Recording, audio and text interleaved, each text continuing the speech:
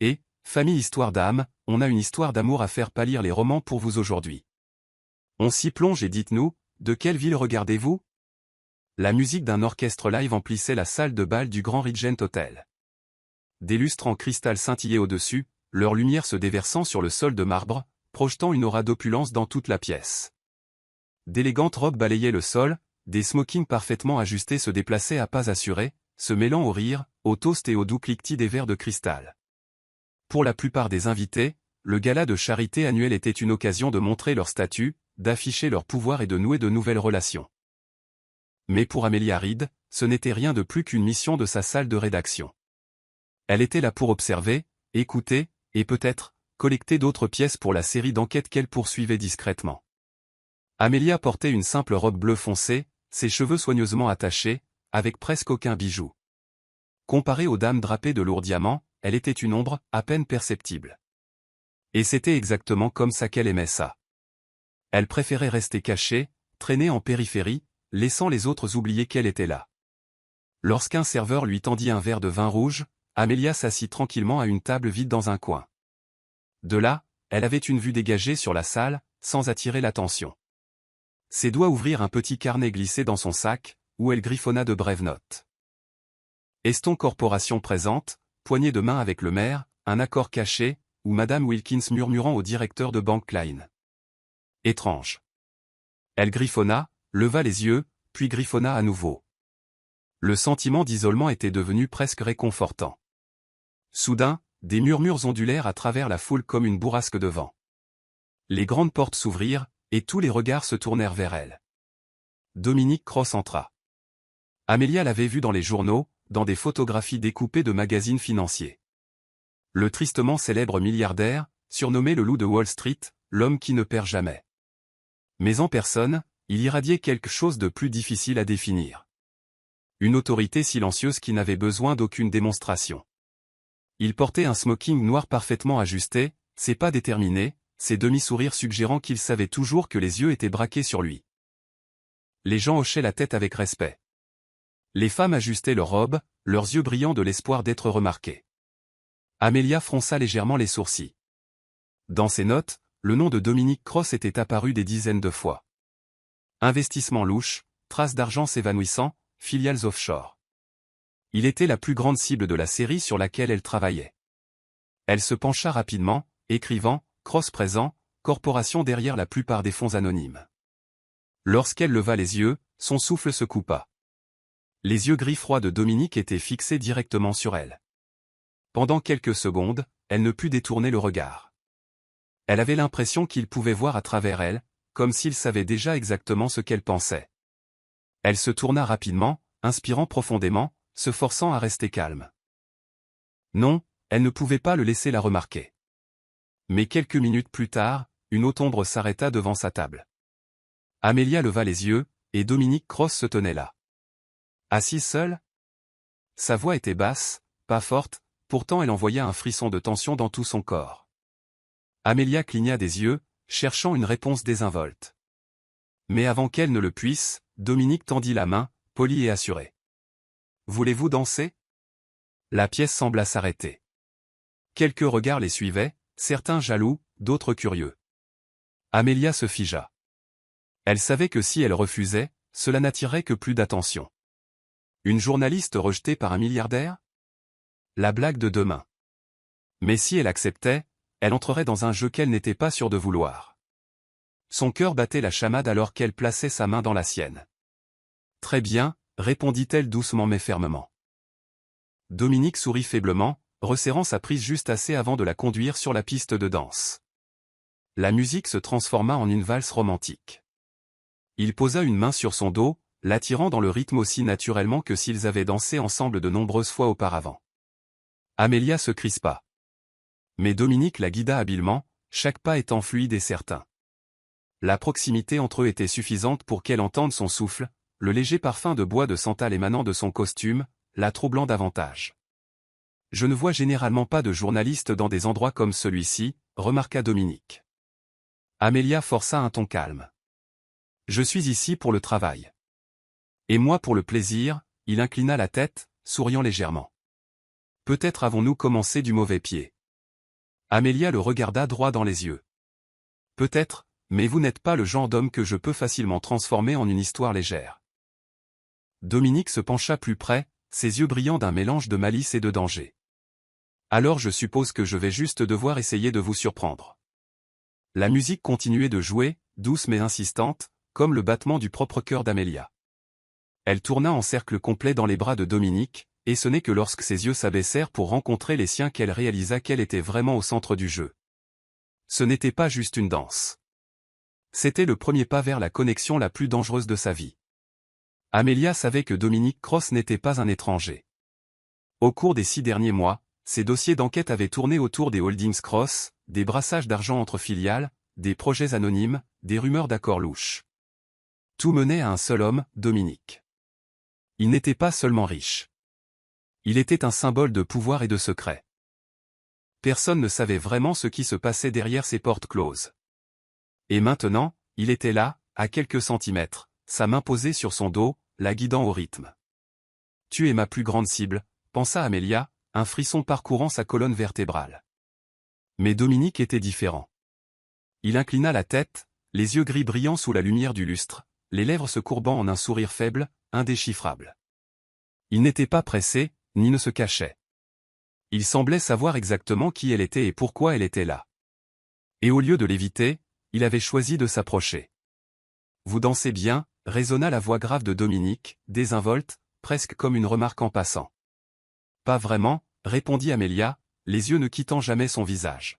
« Je ne peux pas me comparer aux femmes avec lesquelles vous dansez habituellement. » Il gloussa doucement, un rire qui étira le coin de ses lèvres, rempli de défi. « Peut-être. Mais elle ne me regarde pas droit dans les yeux comme vous. » Amelia se figea un instant. Il avait raison. Alors que les autres baissaient le regard, offraient des sourires flatteurs ou évitaient son regard, elle l'avait rencontré directement, comme si elle essayait de percer le masque poli. « Peut-être que je suis juste curieuse, » dit-elle légèrement, bien que son ton fût acéré. Dominique la fit tournoyer une fois de plus, se penchant pour murmurer. « Et parfois, la curiosité est plus dangereuse que la haine. » Amelia déglutit difficilement, forçant le calme. Au fond d'elle, elle savait qu'il la testait. Il était assez confiant pour transformer cela en un jeu mental, un jeu où elle pouvait être soit une adversaire, soit une proie. « N'avez-vous pas peur ?» La question lui échappa avant qu'elle ne puisse l'arrêter. « Laissez une journaliste comme moi s'approcher autant. » Dominique haussa un sourcil, portant toujours ce sourire calme et facile. « De quoi pensez-vous que je doive avoir peur ?» Sa réponse la déstabilisa. Sa confiance était écrasante, absolue, comme si chaque fissure avait été scellée il y a longtemps. Il savait qu'elle était journaliste, pourtant il la laissait danser dans ses bras, sous le regard de centaines de personnes. Une déclaration silencieuse, je n'ai rien à craindre de l'examen minutieux. Amelia prit une profonde inspiration, rassemblant son courage. Les gens disent que plus un endroit est fortement gardé, plus il cache de secrets. Je ne crois pas qu'un empire comme le vôtre n'ait pas de fracture. Dominique s'arrêta une demi-seconde, ses yeux lançant des éclairs. Puis il sourit à nouveau, reprenant la danse. Peut-être les trouverez-vous. Peut-être pas. Mais si vous cherchez vraiment, soyez prête à croire ce que vous trouverez, car la vérité n'est pas toujours ce que vous espérez. Il y avait quelque chose d'étrange dans ces mots. Pas tout à fait une menace, pas exactement un défi. C'était plus comme un avertissement, ne soyez pas trop certaine trop tôt. Alors que la musique s'estompait, Dominique tenait toujours sa main un instant de plus. La prise n'était pas urgente, mais suffisante pour envoyer un frisson le long de sa colonne vertébrale. Il se pencha, effleurant légèrement ses lèvres sur le dos de sa main. Un geste classique, visible par toute la salle de bal. « Merci pour cette danse, mademoiselle Reed, dit-il, sa voix basse mais claire. Nous nous reverrons. » Amelia tressaillit. Dominique se retourna et s'éloigna dans la foule, la laissant immobile. Les questions assaillirent son esprit. Avait-il su qui elle était depuis le début? Si oui, pourquoi l'approcher? Et pourquoi tant de confiance alors qu'il devrait éviter à tout prix une journaliste d'investigation? Ses doigts se resserrèrent autour du petit carnet. Son cœur battait la chamade, non seulement à cause de la tension, mais aussi à cause d'une attirance troublante, indéniable. Amelia quitta la salle de bal plus tard que prévu. Dehors, la nuit de la ville était froide, les lampadaires s'étendant comme un ruban de lumière sans fin. Elle s'appuya contre la balustrade, exhalant un fin filet de souffle, les mots de Dominique résonnant dans son esprit. Peut-être les trouverez-vous. Peut-être pas. Elle fit une promesse silencieuse, je les trouverai. Je le dois. Mais au plus profond, une autre voix murmura, et si la vérité n'était pas ce que tu penses? Amélia secoua la tête, écartant la pensée, et s'éloigna rapidement. Dans un coin sombre de la rue, une voiture noire élégante tournait au ralenti. À l'intérieur, Dominique était assis en silence, faisant lentement tournoyer le vin dans son verre. À travers la vitre teintée, il regarda sa silhouette s'éloigner au loin. Un léger sourire effleura ses lèvres. « Tu es fascinante, Amélia Reed, murmura-t-il. Voyons jusqu'où tu iras. » La voiture démarra, disparaissant dans la nuit, ne laissant derrière elle qu'une place vide remplie du bruit du vent. 3 jours après le gala, Amélia était assise dans son petit appartement, sa table enfouie sous des piles de papier. La lumière d'une seule lampe de bureau se déversait sur des pages de notes, des ratures, des flèches enchevêtrées reliant des noms d'entreprises, des fonds d'investissement et des contrats de consultation. Elle avait travaillé sans relâche depuis son retour, comme si cette danse fatidique avait allumé un feu en elle pour découvrir la vérité plus rapidement. Pourtant, plus elle creusait, plus tout devenait fragmenté. D'énormes sommes d'argent transitaient par des filiales, disparaissant pour réapparaître ailleurs. Des projets valant des dizaines de millions n'avaient pas de rapport concret. Des signes d'irrégularité étaient évidents partout, mais ils n'atteignaient jamais le niveau de la suspicion.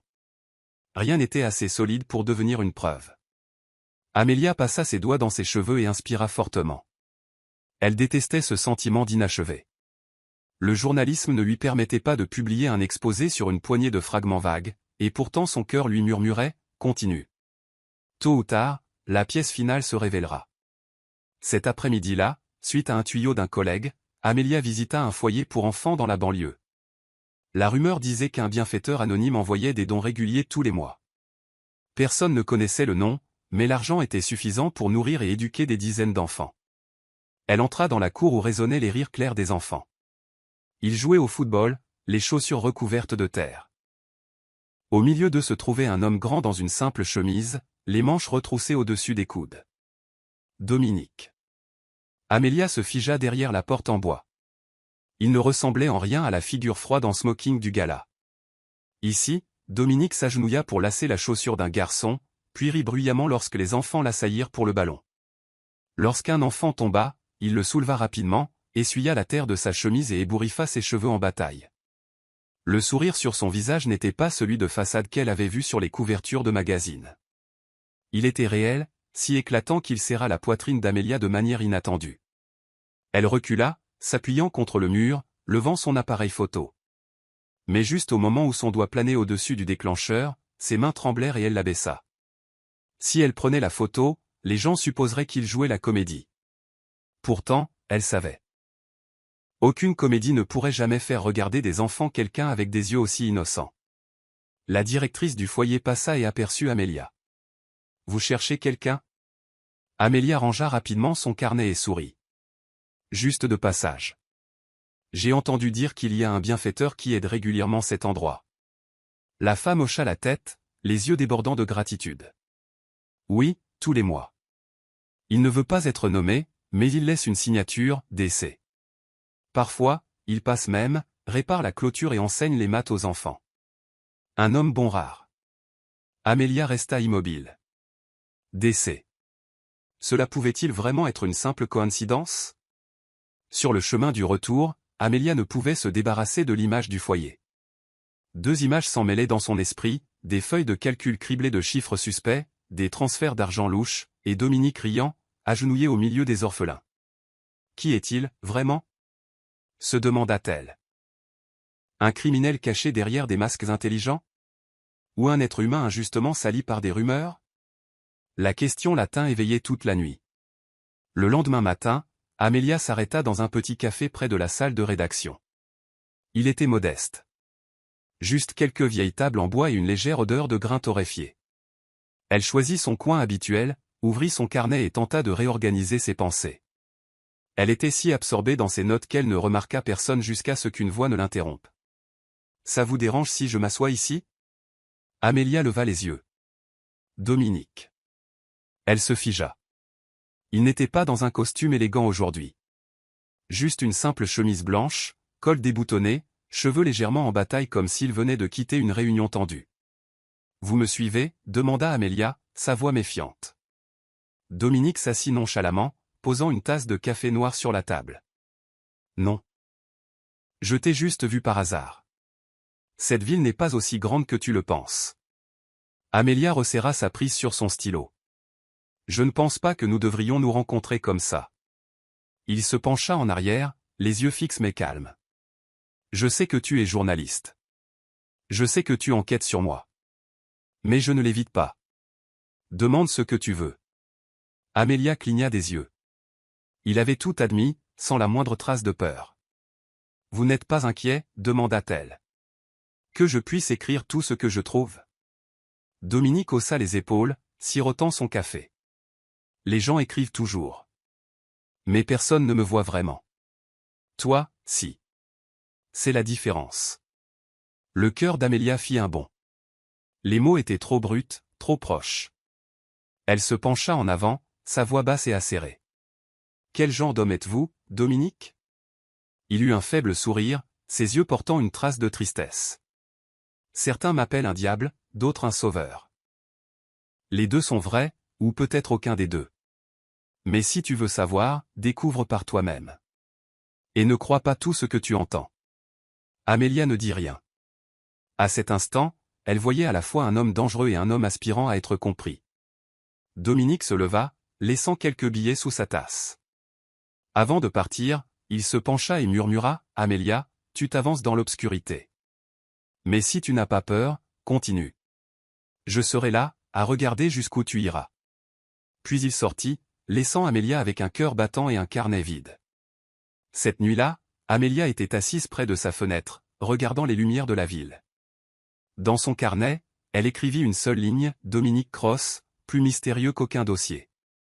Je ne sais pas si je suis en train de démasquer un criminel ou de découvrir un homme. » Elle ferma le carnet, l'esprit en ébullition. Jamais la frontière entre la justice et son propre cœur n'avait semblé si fragile. Une averse soudaine s'abattit dans l'après-midi. Amelia se précipita dans un petit café d'un coin de Brooklyn, dont l'auvent en bois grinçait sous le vent, l'enseigne, ouvert, pendue de travers. Elle essuya les gouttes de pluie de ses cheveux, commanda un cappuccino et trouva une place. Le café était calme, avec seulement une poignée de clients dispersés. Une douce lumière jaune tombait sur des tables en bois rayé, l'odeur du café torréfié se mêlant à la cannelle d'une pâtisserie fraîchement cuite. Amelia sortit son carnet, dans l'intention de profiter de l'instant pour démêler le chaos d'informations qui encombrait son esprit. Mais lorsqu'elle leva les yeux, elle le vit. Dominique était assis dans le coin, vêtu d'une simple chemise blanche. Cravate desserrée, mains jointes sur la table. Pas de garde du corps, pas d'entourage. Juste un homme qui avait l'air fatigué, son regard distant, comme s'il cherchait quelque chose. Amelia se figea. Son cœur s'emballa. La moitié d'elle voulait partir immédiatement. L'autre moitié était retenue par une attraction invisible qui l'enracinait sur place. Juste au moment où elle s'apprêtait à se détourner, Dominique leva les yeux. Leurs regards se rencontrèrent. Il eut l'air brièvement surpris, puis ses lèvres se courbèrent en un faible sourire. Il fit un léger geste vers la chaise vide en face de lui. « Une sacrée coïncidence » dit Amelia en s'asseyant, essayant de garder sa voix stable. « Peut-être » répondit Dominique, son ton grave mais doux. Le serveur posa un cappuccino devant Amelia, la mousse dessinée en forme de feuille simple. Dominique regarda silencieusement la vapeur s'élever de sa propre tasse de café noir. Ils restèrent assis à écouter la pluie tambouriner contre la vitre. Finalement, Amelia parla. « Vous venez ici souvent ?»« Parfois » répondit Dominique, ses yeux s'adoucissant un instant. « Ici, personne ne demande combien vaut le prochain marché. Il me laisse juste tranquille. » Amelia pencha la tête, l'étudiant. Pendant un instant, il n'était pas le fier milliardaire sur la piste de danse ou la figure puissante affichée sur les couvertures de magazines. Il était juste un homme se cachant du bruit du monde. « De quoi vous cachez-vous » demanda-t-elle. Le coin de la bouche de Dominique se courba en un faible sourire sardonique. Des pièces trop lumineuses, des yeux pleins d'attente et des mots vides, d'une famille qui mesure ma valeur en chiffres. Il fit une pause. Ses yeux gris s'assombrirent soudainement. J'ai perdu ma mère quand j'étais enfant. Mon père n'a pas pleuré. Il a juste dit, maintenant, tu dois être plus fort. À partir de là, l'amour s'est transformé en pression. Internat après internat. On m'a appris à gagner, mais personne ne m'a jamais appris à perdre. Encore moins, comment aimer. Ces mots étaient calmes, mais ils frappèrent Amelia en plein cœur. Elle resserra sa prise sur son cappuccino, la chaleur s'infiltrant dans ses paumes. Dominique se pencha en arrière, exhalant. J'ai appris à bâtir un empire, mais pas à vivre comme un homme ordinaire. Je ne me souviens même pas de la dernière fois où j'ai ri librement. Jusqu'à ce jour au foyer. Amelia se raidit. Vous saviez que j'étais là. Il hocha la tête, une étincelle de malice dans ses yeux. Je t'ai remarqué te cacher derrière le mur. Tu n'as pas pris la photo. J'ai deviné que tu avais vu quelque chose que tu n'attendais pas. Amelia ne dit rien. Elle ne le nia pas. Le regard de Dominique se verrouilla sur le sien, sa voix s'abaissant. Amelia, sais-tu ce que ça fait d'être vu uniquement comme un monstre ou un tas d'argent? Personne ne me regarde comme une personne. Mais quand tu te tenais là, tes yeux étaient différents. Tu me regardais comme si j'avais à la fois tort et raison. Méfiante, mais digne d'être comprise. La gorge d'Amelia se serra. Ces mots l'ébranlèrent profondément. Tous les dossiers, tous les chiffres froids semblèrent s'estomper. Assis en face d'elle, ce n'était pas le milliardaire notoire, mais un homme qui avait perdu sa mère trop tôt, qui avait parcouru les couloirs solitaires des internats, qui aspirait à un regard qui soit réel. Dominique, murmura-t-elle. N'as-tu jamais pensé, peut-être que les gens te voient mal? Peut-être que tu n'es que la victime de rumeurs. Il eut un sourire triste, ses doigts tambourinant légèrement contre sa tasse. Je ne suis pas innocent, Amelia. Mais je ne suis pas non plus entièrement ce qu'ils disent. Je vis dans l'espace gris que les gens détestent admettre qu'il existe. Sa réponse lui pinça la poitrine. Elle voulait croire en la justice, mais elle ne pouvait nier le sentiment qu'elle voyait le vrai Dominique. Pas de prétention, pas d'armure, pas de flash. Dehors, la pluie s'apaisa. Un faible air de jazz s'échappa du vieil haut-parleur du café. Aucun des deux ne parla à nouveau, mais le silence n'était pas gênant. Il était fragile, comme un moment rare où deux âmes avaient été placées côte à côte sans défense. Quand ils se levèrent enfin pour partir, Dominique posa de l'argent sur la table, puis dit doucement « Merci d'avoir écouté ». Amelia rencontra son regard, puis hocha la tête. « Merci d'avoir parlé ». Ils sortirent dans la rue. Le ciel après la pluie était clair, une faible lumière du soleil perçant les nuages, scintillant sur les flaques d'eau. Dominique boutonna son manteau, son visage calme à nouveau, mais Amelia savait qu'elle venait d'apercevoir une partie de lui que le monde extérieur ne verrait jamais. De retour à son appartement, elle ouvrit son carnet. Au lieu d'écrire des chiffres ou des schémas, elle n'écrivit qu'une seule ligne, peut-être que je me trompais sur lui depuis le début. Amelia posa son stylo et s'assit silencieusement près de la fenêtre. Dehors, la ville rugissait comme toujours, mais à l'intérieur d'elle, une bataille silencieuse avait commencé. Justice ou son cœur? Vérité ou confiance? Et elle n'était pas sûre d'être assez forte pour choisir. Cette nuit-là, quelques fenêtres de la salle de rédaction brillaient encore de lumière. Amelia était assise devant son écran, le curseur clignotant impatiemment, mais les mots ne venaient pas. Elle ouvrit un fichier, le ferma, le rouvrit, puis soupira. Depuis la rencontre au café l'autre jour, une pensée n'avait cessé de tourner dans son esprit. Et si Dominique était la victime du récit de quelqu'un d'autre? Elle avait traqué son nom pendant des mois, pourtant tout restait fragmenté. Pendant ce temps, les images de lui au milieu des enfants, riant avec de la boue sur sa chemise comme un garçon, ou sa voix basse parlant de son enfance et de la mort de sa mère. Ces moments se rejouaient avec une clarté douloureuse. Ils n'étaient pas des preuves, mais ils pesaient plus lourd que n'importe quel chiffre. Amelia éteignit son ordinateur et enfila son manteau. Elle avait besoin d'air. La nuit de New York était fraîche, le vent balayant les blocs silencieux. Au coin, un vendeur de rue versait du chocolat chaud dans un gobelet en papier. Elle le serra pour se réchauffer, se tenant sous un auvent, regardant une pluie légère se disperser sur l'asphalte comme de la poussière. Un SUV sombre s'arrêta au trottoir. La porte s'ouvrit et Dominique en sortit. Il se déplaça lentement, les mains sur les côtés, montrant délibérément qu'il n'exerçait aucune pression. Le chauffeur resta à l'intérieur, l'habitacle sombre. Tu as encore sauté le dîner, dit-il, s'arrêtant à quelques pas. Vous me suivez, demanda Amélia, bien que son ton ne soit pas aussi vif qu'elle l'avait voulu. Non, Dominique secoua la tête. Je passais par là. J'ai vu que tu quittais la salle de rédaction avec rien d'autre que ce gobelet en papier, il fit un geste vers le vendeur. J'ai bien deviné. Amélia sirota son chocolat chaud, souriant faiblement. Tu as bien deviné. Dominique s'inclina pour la protéger du vent. Sous la lumière jaune du lampadaire, son visage paraissait plus doux, plus ordinaire. Est-ce que ça va? Elle hocha la tête, puis secoua la tête. Je ne sais pas. Je suis habitué à douter des autres. Dernièrement, je doute de moi. À cause de moi? À cause de toi, Amélia rencontra ses yeux. Je commence à croire que tu n'es pas ce qu'ils disent. Ou du moins, pas seulement ça. Dominique resta silencieux un instant, ses lèvres se tordant en un sourire triste. Merci de le dire à voix haute. Le vent se leva, le cacao et la pluie se mêlant dans l'air. Amélia demanda, depuis le début, tu savais que j'étais journaliste, n'est-ce pas?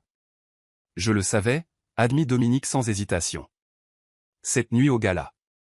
La façon dont tu observais les gens. Je l'ai vu chez des rédacteurs chevronnés. Et la façon dont tu t'es assise seule, comme si tu voulais disparaître dans la foule. J'ai su à ce moment-là. Pourtant, tu t'es quand même approchée, murmura-t-elle. Parce que quand tu me regardes, dit lentement Dominique, je ne suis pas un monstre. Les mots lui firent mal à la poitrine, non par pitié, mais parce qu'ils sonnaient juste. Elle connaissait le poids d'être étiquetée. D'être vue uniquement à travers les histoires que d'autres avaient écrites. Elle racontait des histoires pour gagner sa vie.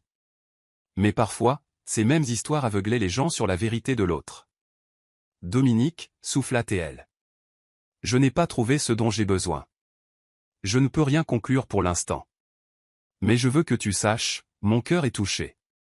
Il l'étudia longuement, comme s'il mémorisait chaque mot. Je ne suis pas venu pour te demander d'arrêter, dit-il. Fais ton travail. Juste, si tu vois quelque chose de bon, ne l'ignore pas. Et si tu trouves que je suis coupable, écris la vérité. Tu n'as pas peur que je te blesse? J'ai peur, répondit-il. Si honnêtement que cela l'a surpris. Mais j'ai plus peur que tu doives te haïr. À cause de moi. Il se tenait là, écoutant les rares voitures passer. Tout semblait ralenti, dépouillé de toute prétention. Pas de promesses, pas de grandes déclarations. Juste deux personnes apprenant à faire confiance à leur instinct. Marchons un peu, demanda Dominique. Jusqu'à la rivière. Ce n'est que quelques minutes. Amélia hésita, puis hocha la tête. Quelques minutes. Ils marchèrent le long des rues éclairées, devant des fenêtres à moitié ouvertes. Le vent de la rivière souleva ses cheveux. Dominique ne la toucha pas, garda juste le pas pour qu'elle ne se presse pas. Rêves-tu parfois de quelque chose? D'ordinaire, demanda-t-elle. Je veux dire, au-delà des chiffres. Oui, dit-il, souriant, cette fois librement. Une cuisine qui sent les gaufres le matin. Quelqu'un avec qui se disputer sur l'opportunité de planter du basilic ou de la menthe sur le balcon. Un dimanche soir sans courriel. Amélia rit. Je choisirai la menthe. Alors j'apprendrai à céder. Ils s'arrêtèrent à une balustrade surplombant l'eau sombre et ondulante. Les lumières du pont scintillaient d'or à travers la rivière. Dominique se tenait à côté d'elle en silence. Amélia resta silencieuse aussi. Certains silences n'étaient pas lourds. Ils étaient doux, comme une couverture dans la nuit. Amélia, dit-il doucement. Oui. Si un jour tu écris une histoire sur moi. Il hésita. Écris que j'ai essayé. Même s'il était trop tard. Elle se tourna, rencontrant ses yeux. Il n'y avait aucune arrogance là, seulement la lassitude d'un homme qui était allé trop loin et cherchait un chemin de retour. À cet instant, elle réalisa. Elle n'était plus en position d'observatrice. Dominique se pencha, sans se presser. Puis-je? Amélia ne répondit pas par des mots. Elle fit un petit signe de tête. Le baiser fut lent et léger, comme déposer une feuille sur l'eau. Sa chaleur se répandit en elle, le cacao persistant sur sa langue, la pluie s'accrochant à ses cheveux. Pas d'applaudissements, pas de feu d'artifice. Juste un moment réel où deux personnes admirent ce qu'elles savaient depuis le début. Ils se séparèrent après quelques secondes. Amélia pressa une main contre sa poitrine, comme pour calmer son cœur. Dominique la regarda, les yeux brillants mais tristes. « Je suis désolé si cela rend les choses plus difficiles, dit-il en premier. »« Difficile » acquiesça Amélia, puis sourit, submergée.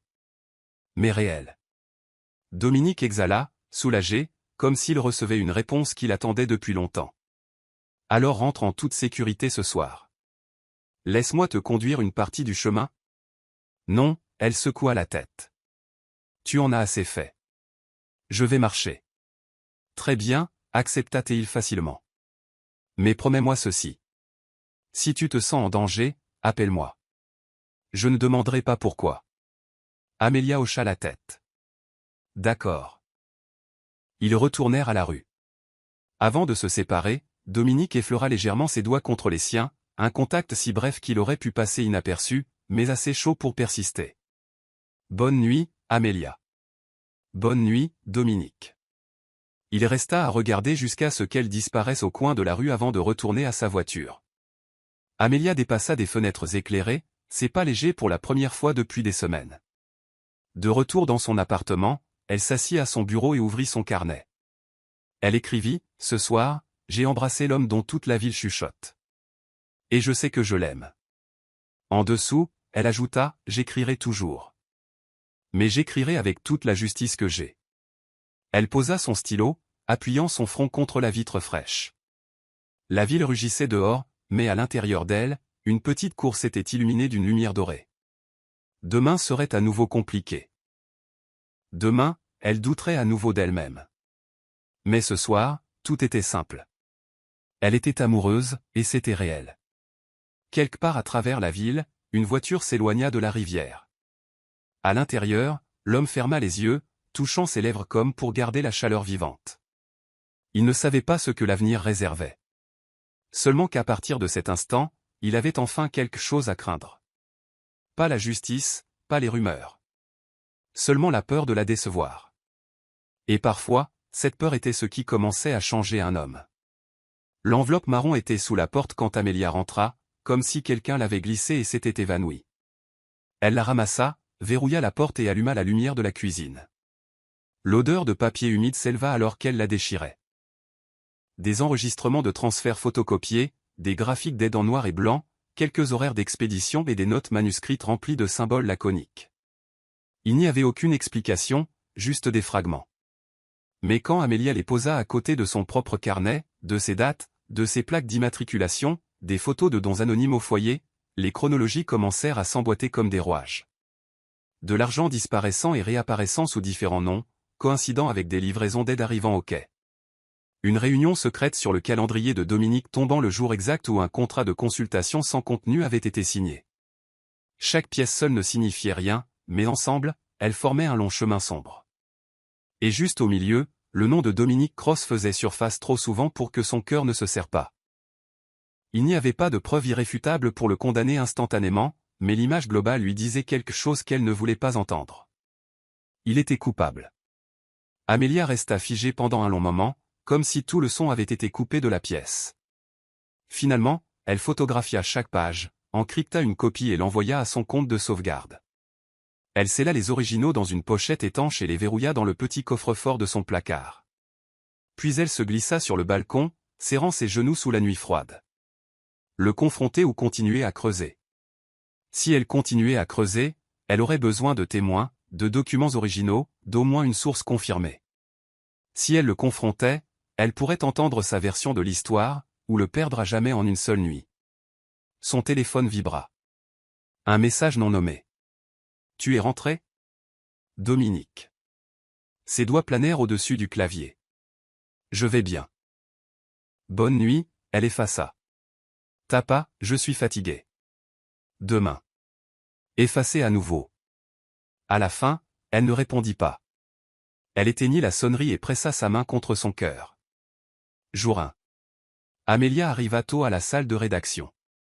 Elle imprima plusieurs copies des documents, les scella dans une enveloppe et écrivit sur le devant, à ouvrir en cas d'urgence. Elle la porta à Ruth, la rédactrice vétéran qui l'avait guidée à travers ses histoires les plus difficiles. « Qu'est-ce que c'est » demanda Ruth, remarquant les cernes sous les yeux d'Amelia. Je poursuis quelque chose. De lourd, dit doucement Amelia. Si tu n'as pas de mes nouvelles dans 24 heures, ouvre-la. Pour l'instant, s'il te plaît, ne demande rien. Ruth l'étudia longuement, puis hocha la tête. Très bien. Mais sois prudente. Amelia hocha la tête en retour. Quittant le bureau, elle appela une ancienne source, un docker qui l'avait aidé une fois à confirmer les horaires des navires. Jeudi soir dernier, y a-t-il eu une cargaison d'aide étrange, demanda-t-elle. Une est arrivée tard, déchargée à la hâte. La voix s'abaissa. Tous les papiers étaient en règle, mais tout le monde savait que c'était trop facile. Je ne veux pas être impliqué, Amelia. Je comprends. Je n'utiliserai pas ton nom. Elle raccrocha et griffonna une autre note. Le reste de la journée se confondit en une série d'appels précipités et de réunions rapides. Un ancien comptable admit avoir signé de faux contrats de consultation, mais refusa de remettre les originaux. Un travailleur caritatif confirma que le donateur anonyme transférait de l'argent avec une précision d'horloger à chaque fois qu'une cargaison d'aide arrivait. Toujours juste le bord extérieur du cercle. Jamais le centre. En soirée, Amelia sortit du bureau avec difficulté, s'arrêtant devant la vitrine d'un fleuriste, où des bouquets de lavande étaient soigneusement attachés. Elle pensa à la rivière, au chocolat chaud, à ce baiser lent comme une feuille touchant l'eau. Elle déverrouilla son téléphone. Une boîte de discussion vide brillait. Nous devons parler. Elle tapa, puis supprima. Es-tu libre ce soir? Supprima à nouveau. Elle éteignit l'écran, glissa le téléphone dans sa poche et continua de marcher. Pas encore. Pas ce soir. Cette nuit-là, elle ne put dormir. Elle rédigea un courriel. Dominique, je vais poser des questions que tu ne voudras pas entendre. Je les pose parce que j'ai besoin de vivre avec mon travail et mon cœur. Elle le laissa non envoyé. Avant l'aube, elle configura un partage de localisation programmé pour Ruth, devant être envoyé dans 30 minutes si son téléphone restait inactif. De petites précautions, mais elles lui éclaircirent l'esprit. Jour 2. Amelia prit le train tôt pour le foyer. La cour était calme, avec seulement quelques enfants coloriants sous l'auvent. La directrice la salua avec un sourire fatigué mais gentil. Non, monsieur décès aujourd'hui, dit-elle. Mais ce matin, quelqu'un a envoyé du pain et du lait. Même signature, décès, Amelia pressa ses lèvres l'une contre l'autre. Elle s'assit par terre, aidant une petite fille à finir de colorier un toit.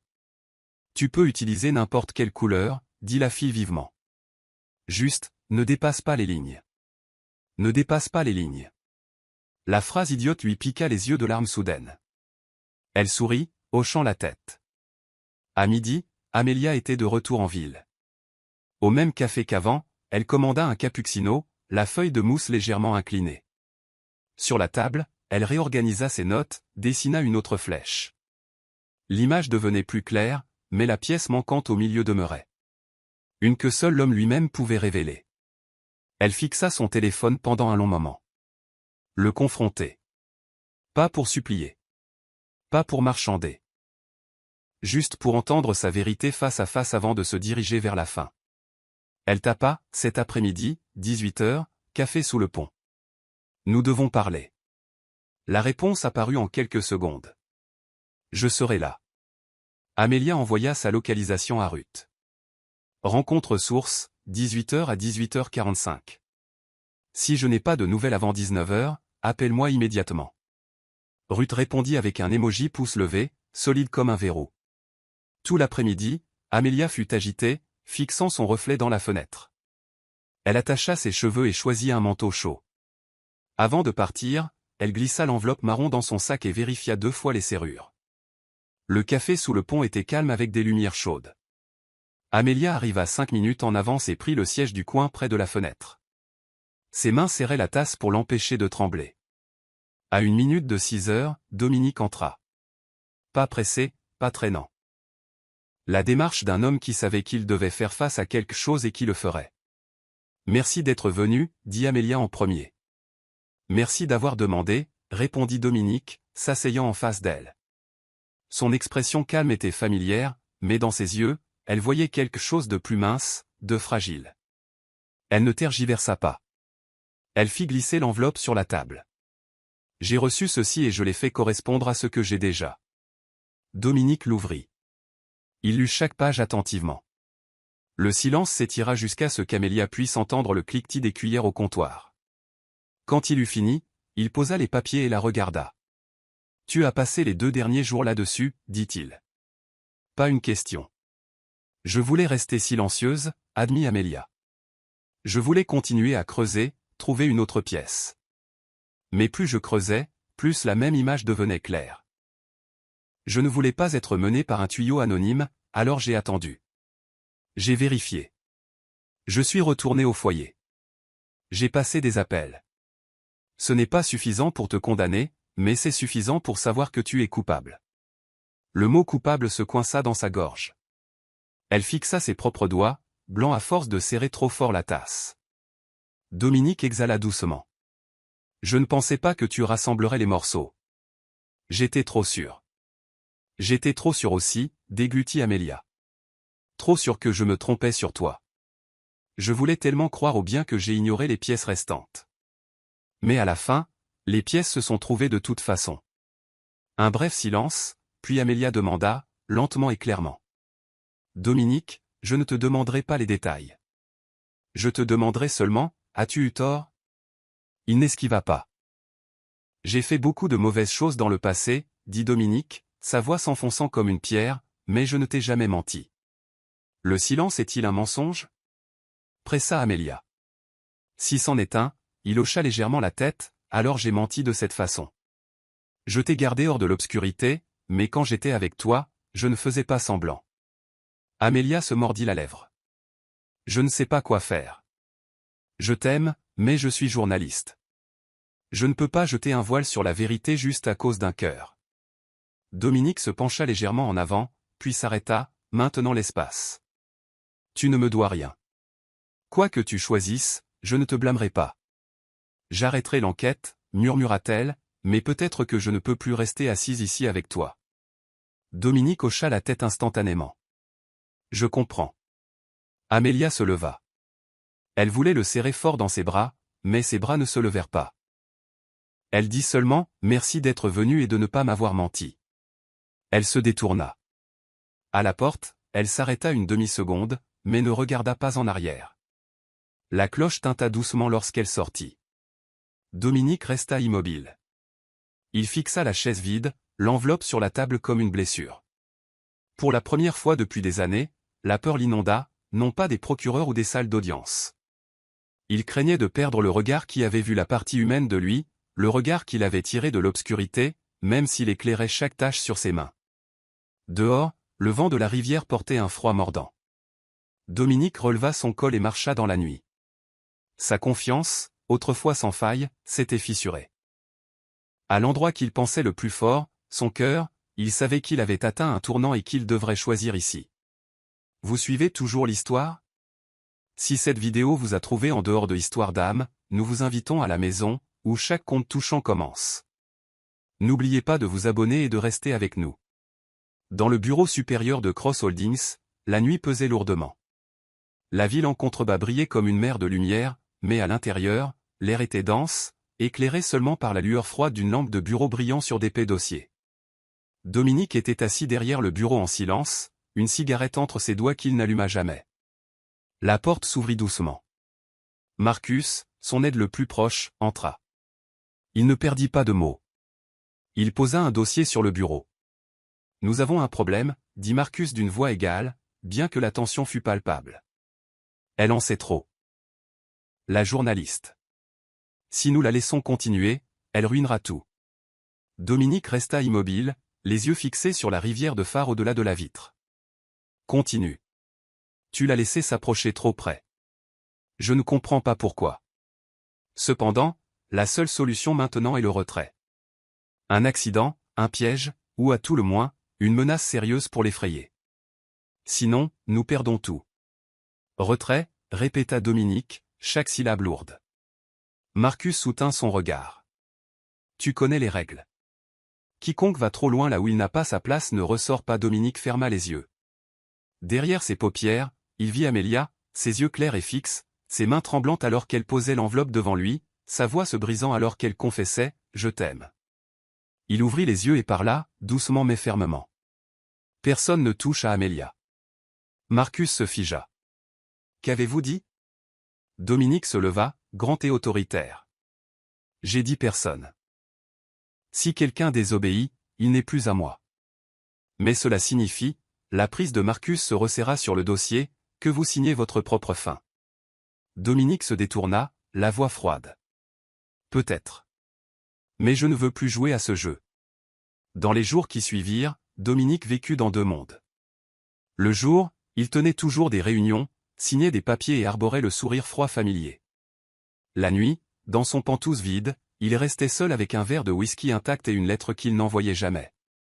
Chaque fois qu'il fermait les yeux, il voyait Amelia, son regard à la fois accusateur et douloureux, mais avec la confiance qui persistait. Garder son pouvoir et la perdre. Tout laisser partir et tout risquer, mais au moins avoir la chance de revenir vers elle ouvertement, honnêtement. L'échelle semblait évidente, pourtant l'admettre signifiait déchirer l'homme qu'il avait construit pendant des années. Cette douleur était plus vive que n'importe quel procès. Au troisième matin, il arriva devant les avocats de l'entreprise. Il déverrouilla le coffre-fort, sortant des dossiers qu'il avait cachés, des listes de sociétés écrans, des comptes secrets, des mémos confidentiels. Il les posa sur le bureau et les fixa longuement. Finalement, il décrocha une ligne téléphonique sécurisée, celle réservée aux procureurs fédéraux. « Ici Dominique Cross », dit-il calmement.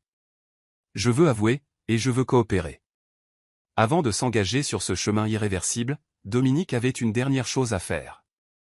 Il appela Amelia. « Retrouve-moi, au même endroit, près de la rivière. » Amelia arriva dans un long manteau, ses cheveux attachés à la hâte, l'inquiétude assombrissant ses yeux brillants. Pendant un instant, aucun d'eux ne parla. Le vent de l'eau souleva ses cheveux. « Tu m'as appelé ici pour me dire au revoir, n'est-ce pas ?» demanda-t-elle, sa voix rauque. Dominique s'approcha, ses mains se serrant et se relâchant. « J'ai fait mon choix. Je ne peux pas continuer sur cette voie. Je vais avouer.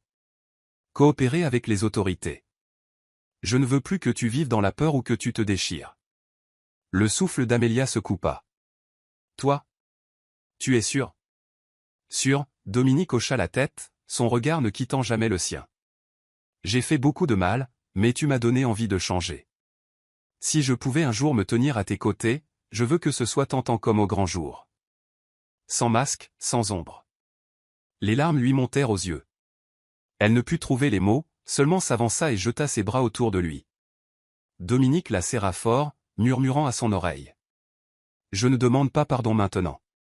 Je te demande seulement d'attendre si tu le peux. » Amelia sanglota doucement, hochant la tête contre lui. « J'attendrai, aussi longtemps qu'il le faudra. Reviens juste en étant toi-même. » Dominique ferma les yeux, la tenant comme s'il pouvait graver sa chaleur dans ses os pour la porter dans les jours à venir. Puis il recula, s'éloignant. Ses yeux étaient tristes mais clairs, comme si pour la première fois il voyait vraiment le chemin devant lui. Reste prudente, Amelia. Sois fort, Dominique. Ils se regardèrent une dernière fois. Lorsque Dominique se détourna, son ombre s'étira sur le béton.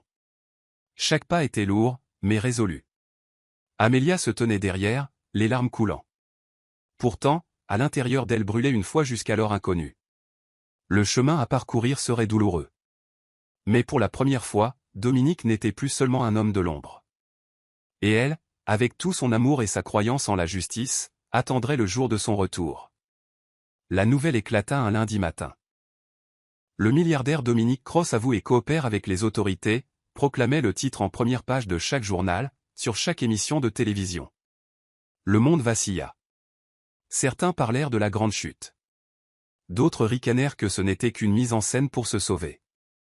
Mais pour Amelia, la nouvelle fut cinglante. Elle savait qu'il avait choisi cette voie.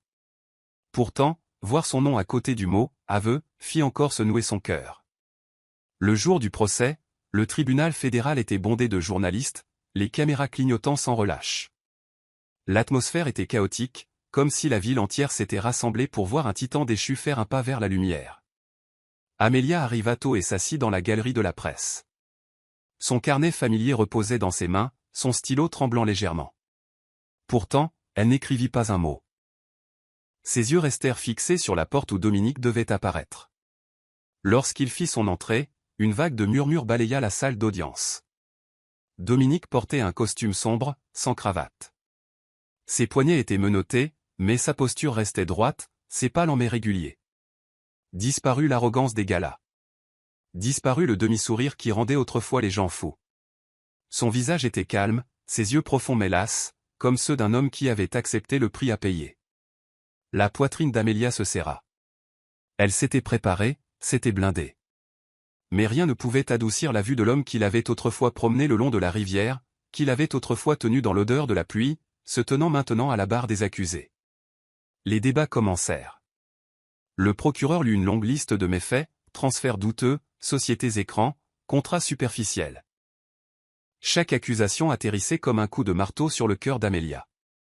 Dominique se tenait immobile. Il ne protesta pas, ne nia pas.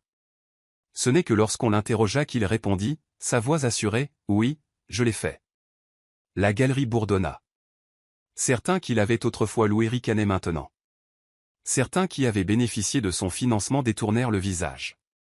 Mais il y eut aussi d'autres regards, de la curiosité, voire de la surprise, lorsque le procureur mentionna une coopération spéciale. La défense se leva, présentant des preuves des divulgations volontaires de Dominique, des documents qu'il avait fournis et des réseaux qu'il avait exposés. Le procès glissa, passant de condamné à témoin essentiel. Amélia resta assise, déchirée entre la douleur et le soulagement. Il ne fuyait pas, n'accusait pas, ne se cachait pas derrière le pouvoir. Il avait véritablement choisi la lumière. Pendant l'entracte, alors que Dominique était escorté dans le couloir, Amélia se leva. Bien que bloqués par des gardes et des barrières, leurs regards se croisèrent. Dominique s'arrêta une seconde. Au milieu des cris, du cliquetis des caméras, son regard ne tenait que le sien. Un petit hochement de tête, pas de sourire, pas de mots, juste un signe, comme pour dire « J'ai tenu ma promesse. J'ai fait ce que je devais faire. » Amélia se mordit la lèvre, retenant ses larmes. Elle acquiesça légèrement en retour. « Je le vois. Je te crois. » À cet instant, sous les flashs frénétiques des caméras, seuls comprirent, c'était un vœu silencieux, un fil fragile liant deux âmes dans le chaos. À la fin de la journée, le juge prononça la sentence. Dominique purgerait une peine pour les crimes qu'il avait avoués, mais avec une réduction significative pour sa coopération. Le juge souligna, il est rare qu'un homme de l'ombre marche volontairement vers la lumière. Le marteau frappa, la salle sembla se sceller.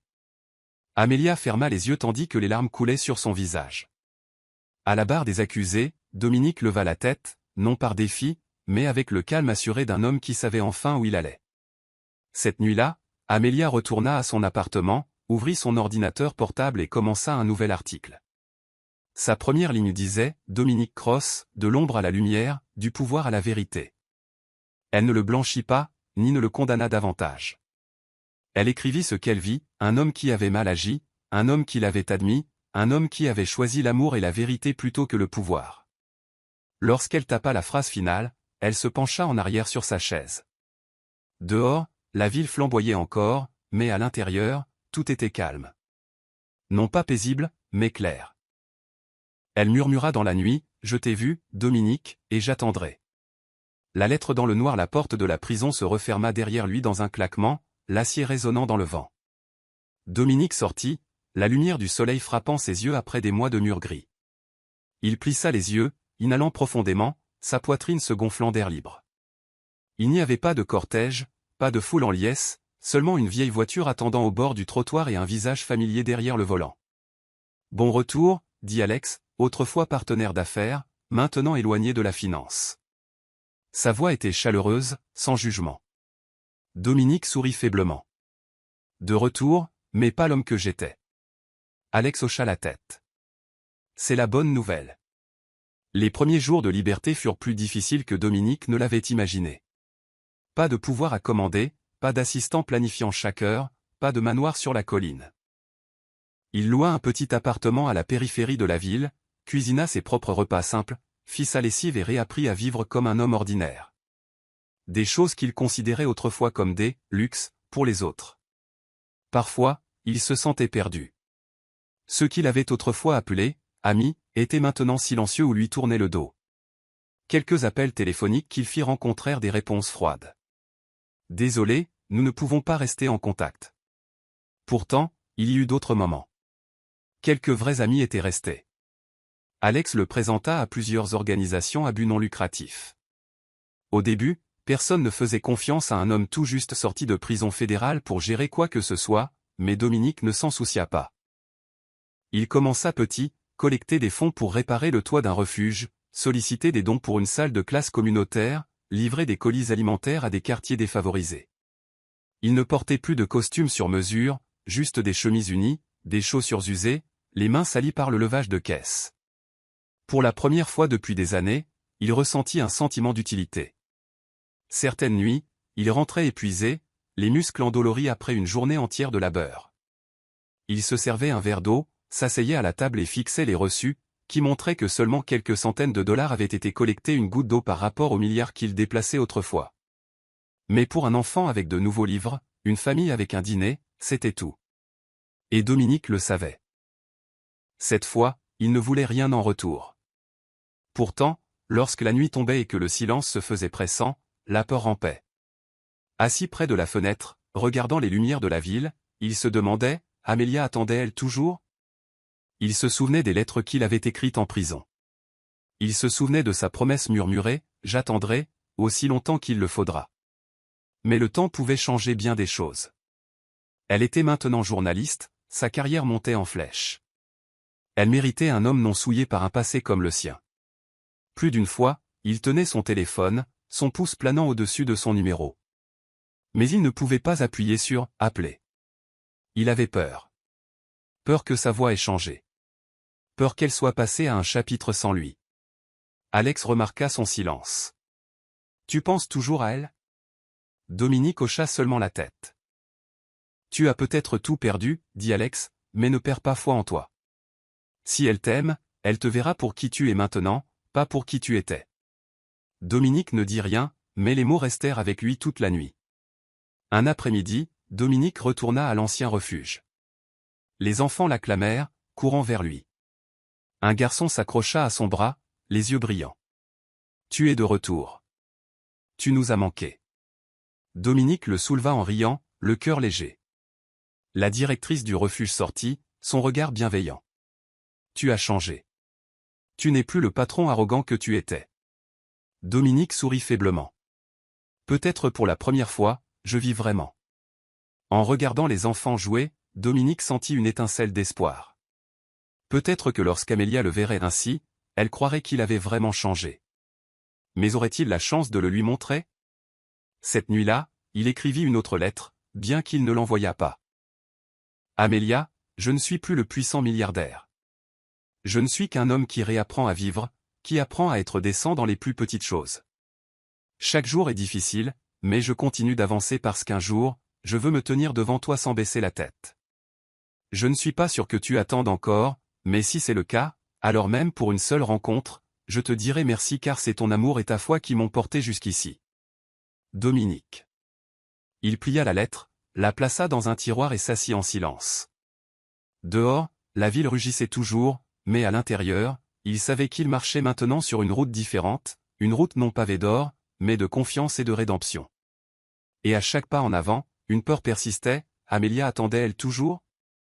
La promesse au bord de l'eau tard dans l'après-midi, Amélia était assise dans le petit café familier avec Alex.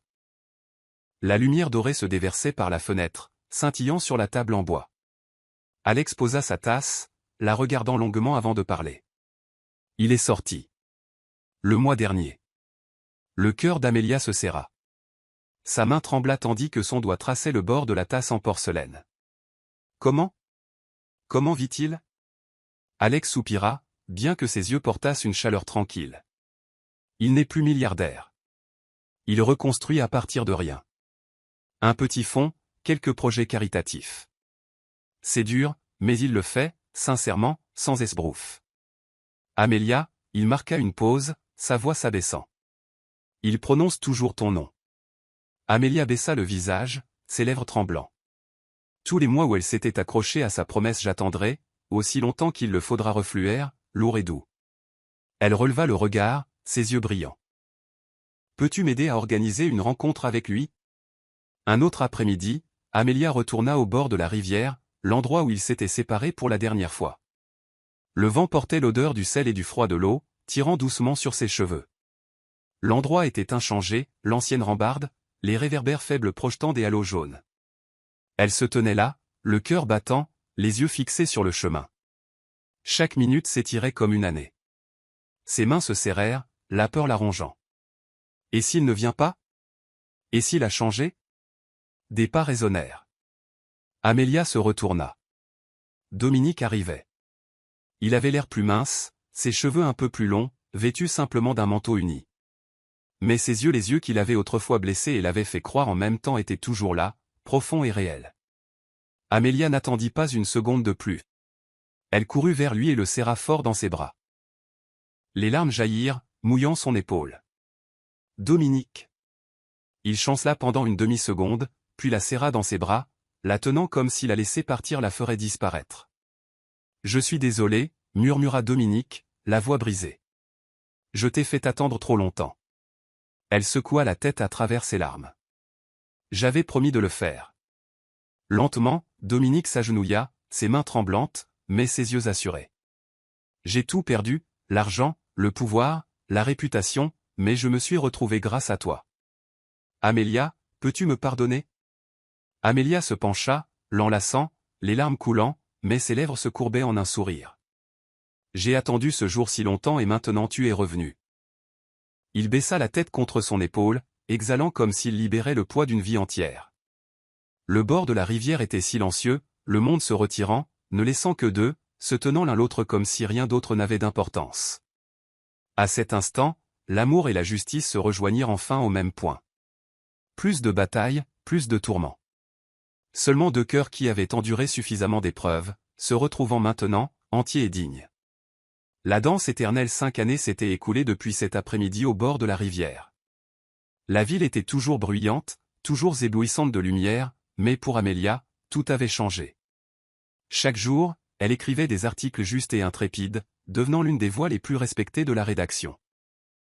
Et Dominique, l'homme qui avait autrefois fait trembler le monde financier tout entier, était maintenant le fondateur de la plus grande fondation caritative de la ville, dédiée à l'éducation des enfants défavorisés et au programme de réinsertion pour ceux qui avaient perdu leur chemin.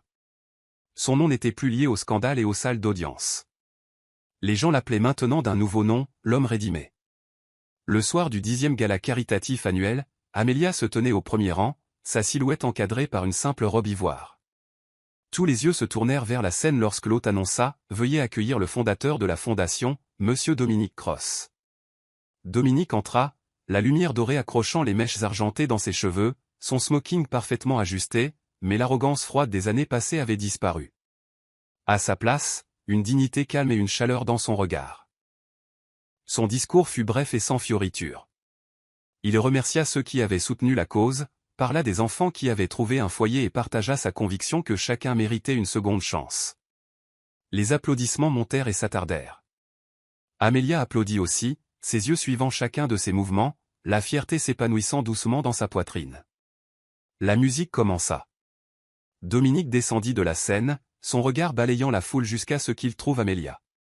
Il marcha droit vers elle, tendit la main et s'inclina légèrement, ses yeux brillants sous les lumières de cristal. « Me ferais-tu l'honneur d'une danse ?» Sa voix était grave, familière. Il marqua une pause, puis ajouta doucement, clairement, cette fois, c'est pour toujours. Amelia rit à travers les larmes qui scintillaient au coin de ses yeux. Elle plaça sa main dans la sienne. « Pour toujours » murmura-t-elle en retour. Ils se dirigèrent vers la piste de danse. Les violons s'élevèrent, les lumières s'estompèrent pour une douce lueur. Dominique la tenait, ni trop serrée, ni trop lâche, juste assez pour qu'ils bougent comme un seul. Le monde s'estompa autour d'eux, ne laissant que deux cœurs battant en rythme. Amelia leva les yeux, rencontrant son regard, des yeux qui l'avaient autrefois blessée, l'avaient autrefois fait croire, et qui maintenant ne débordaient que d'amour. Dominique se pencha et l'embrassa, lentement et sûrement. Les applaudissements tonnèrent dans la salle, mais pour eux, la foule n'existait plus. Il n'y avait que cet instant, le moment du retour, du pardon, d'un amour qui avait résisté à la tempête. Alors que la musique s'estompait, Dominique se pencha, murmurant à son oreille « J'ai trouvé mon vrai moi grâce à toi, et à partir de maintenant, chaque danse t'appartient. Amélia le serra plus fort, murmurant en retour, j'ai attendu ce jour, et je sais que nous ne nous perdrons plus jamais. Sous la lumière scintillante des lanternes, au milieu de la musique et des applaudissements, ils se tinrent la main et quittèrent la piste de danse, comme s'ils entraient dans un nouveau chapitre de la vie, un chapitre de justice, de bonheur et d'amour éternel.